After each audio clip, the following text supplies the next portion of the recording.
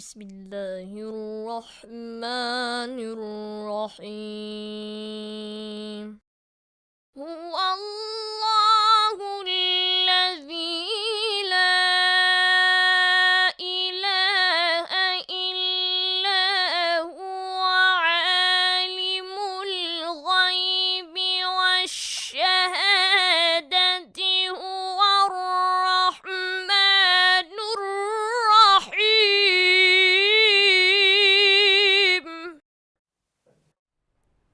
أعوذ بالله من الشيطان الرجيم بسم الله الرحمن الرحيم الحمد لله رب العالمين وبه نستعين اللهم صل على سيدنا محمد وعلى آل سيدنا محمد أقول لكم السلام عليكم ورحمة الله wabarakatuh.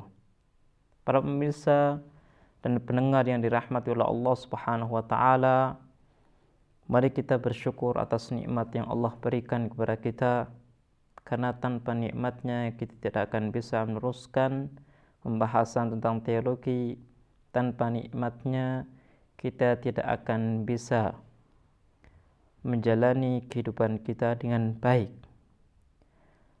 Dan insyaallah kita akan meneruskan pada pembahasan kali ini tentang pembahasan yang belum kita selesaikan, yaitu tentang organisitas dari pembahasan tauhid dalam pujian. Kita telah menyebutkan 2 atau 3 organisitas daripada pembahasan tauhid dalam pujian. Yang pertama adalah pujian merupakan salah satu bentuk syukur. Ketika bentuk syukur, maka pujian merupakan keharusan bagi kita. Tapi persoalannya adalah apakah dalam pujian kita harus bertauhid kepada Allah atau tidak? Ini jadi persoalan kita. Makanya perlulah kita membahas tentang tauhid dalam pujian sehingga kita tidak salah dalam memuji dan kita tidak salah dalam bersyukur. Yang kedua, pujian merupakan kunci daripada kebaikan. Kalau kita meyakini bahwa pujian hanya milik Allah Subhanahu wa taala, maka seluruh perbuatan kita harus sesuai dengan keinginan Allah Subhanahu wa taala. Tapi kalau pujian kita bisa diperuntukkan kepada zat lain, maka perilaku kita pun harus sesuai dengan keinginan zat yang memberikan pujian atau zat yang memberikan nikmat kepada kita. Kemudian organisitas yang ketiga adalah bahwa pembahasan tauhid dalam pujian bisa dikatakan sebagai aplikasi, implementasi daripada konsep-konsep tauhid yang lain. Karena kita sedang memuji zat yang memberikan nikmat kepada kita. Apakah dalam pujian juga kita harus bertauhid kepada Allah atau tidak? Karena ketika kita tidak bertauhid, maka kita meyakini ada zat selain Allah Subhanahu wa taala yang layak dipuji. Apakah ketika kita meyakini ada zat selain Allah Subhanahu wa taala yang layak dipuji, kita bertentangan dengan konsep tauhid atau tidak?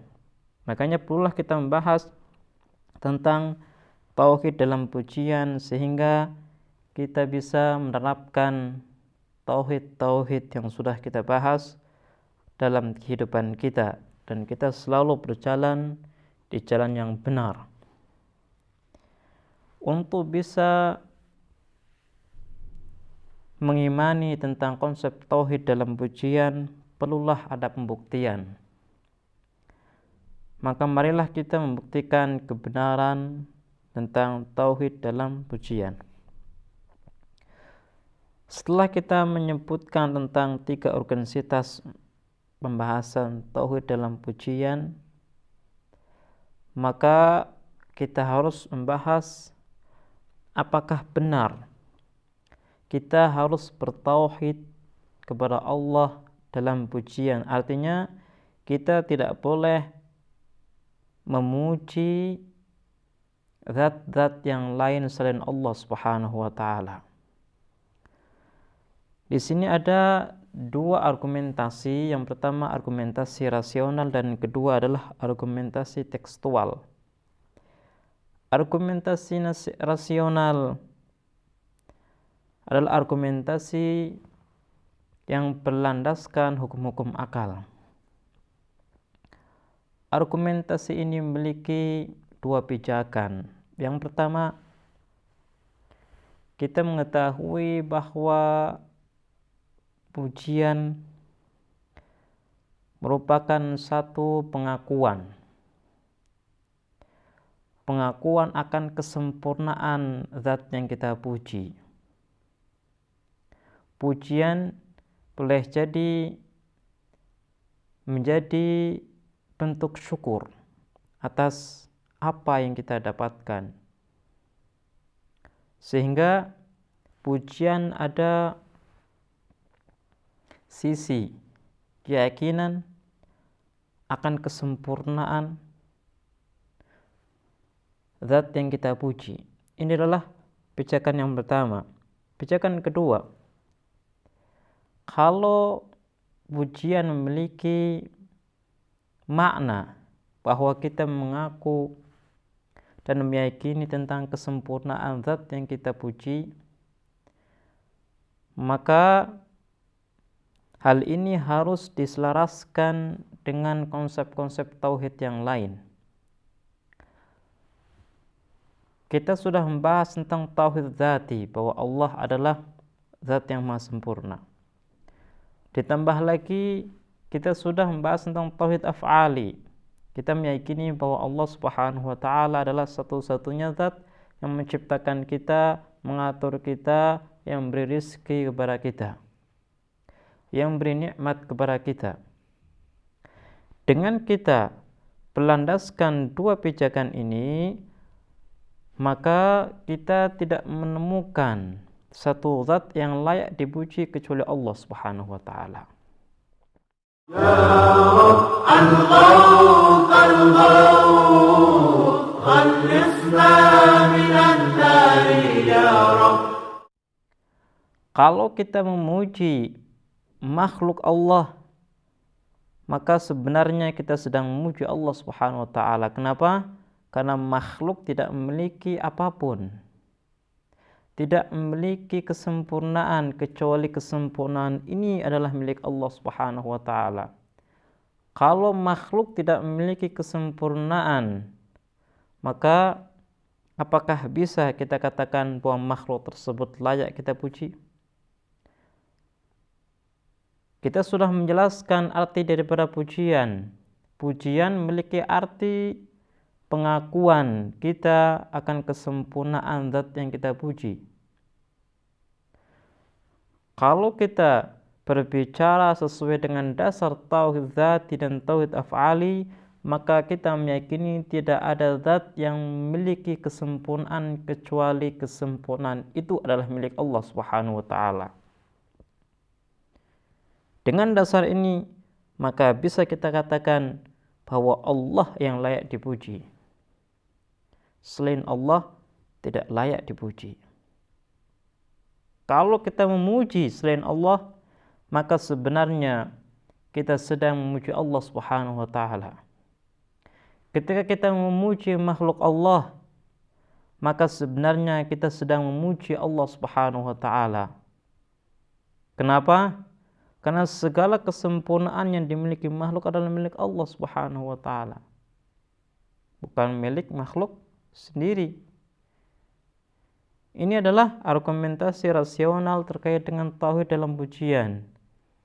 Jadi tauhid dalam pujian berarti kita meyakini bahwa zat yang layak dipuji adalah Allah Subhanahu wa taala, bukan yang lainnya.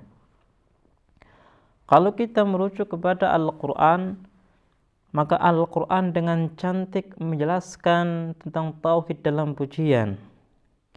Allah Subhanahu wa taala berfirman, A'udzu billahi minasyaitonir rajim. Bismillahirrahmanirrahim. Falillahil hamd Rabbis samawati wa rabbil ard Rabbil alamin. Allah Subhanahu wa ta'ala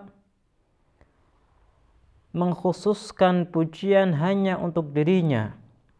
Kemudian Allah menjelaskan kenapa dia layak dipuji, karena dia adalah pengatur langit, mengatur bumi, dan pengatur alam semesta termasuk manusia. Jadi menurut Al-Quran, zat yang layak dipuji adalah zat yang mengatur, zat yang menciptakan, zat yang memiliki pengaruh pada zat-zat yang lain.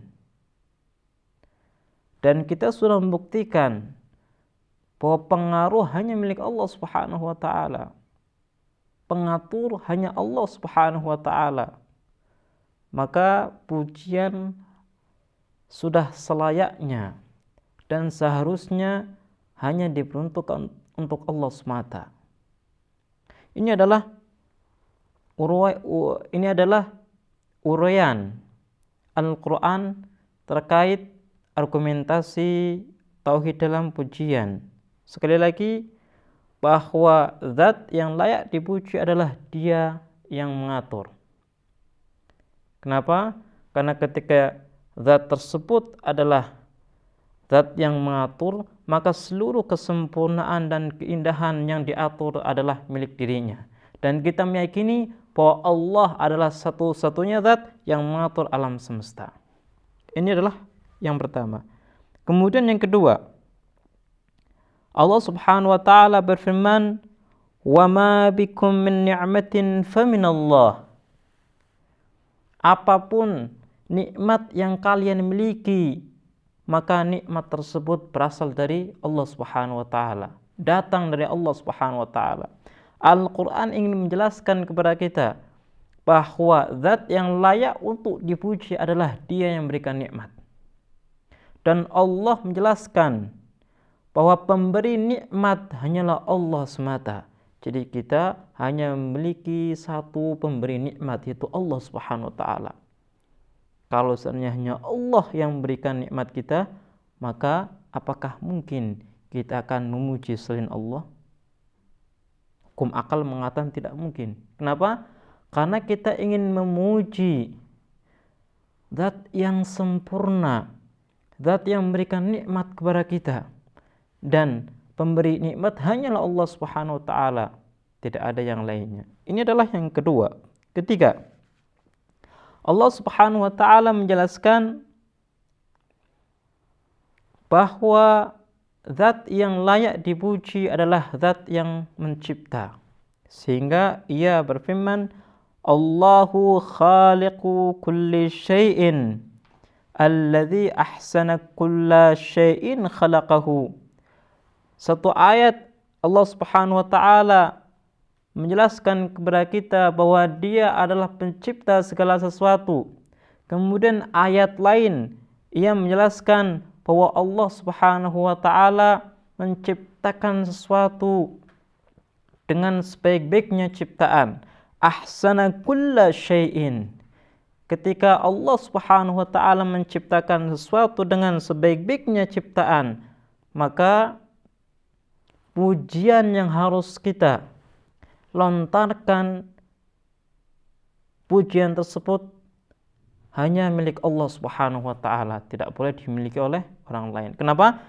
Karena semua yang kita lihat, semua yang ada di alam ciptaan Allah Subhanahu wa ta'ala. Kemudian keindahan, kebaikan, keelokan yang kita lihat di alam semesta adalah hasil ciptaan Allah Subhanahu wa ta'ala. Sehingga pujian yang harus kita katakan atau zat yang harus kita puji adalah Allah Subhanahu wa ta'ala, bukan zat yang lain. Makanya dalam Surah Fatihah Allah berfirman, Alhamdulillahirabbil alamin. Pujian hanya milik Allah semata. Kenapa? Karena ini. Karena seluruh keindahan, seluruh keelokan yang kita lihat di alam semesta itu adalah hasil ciptaan Allah Subhanahu wa taala. Kalau pujian itu berkaitan dengan keindahan, berkaitan dengan kesempurnaan, maka yang memiliki kesempurnaan hanyalah Allah Subhanahu wa taala. Kita tidak memiliki kesempurnaan apapun. Ini adalah dua argumentasi rasional dan argumentasi tekstual terkait dengan kebenaran tauhid dalam pujian. Baiklah pemirsa, insyaallah kita akan teruskan pembahasan ini di kesempatan yang lain. Kita akhiri. Wassalamualaikum warahmatullahi wabarakatuh. اللهم تفضل على مشايخنا بالوقار والسكينة، وعلى الشباب بالإنابة والتوبة، وعلى النساء بالحياء والعفة، وعلى الأغنياء بالتواضع والسعة، وعلى الفقراء بالصبر والقناعة، برحمتك يا أرحم الراحمين.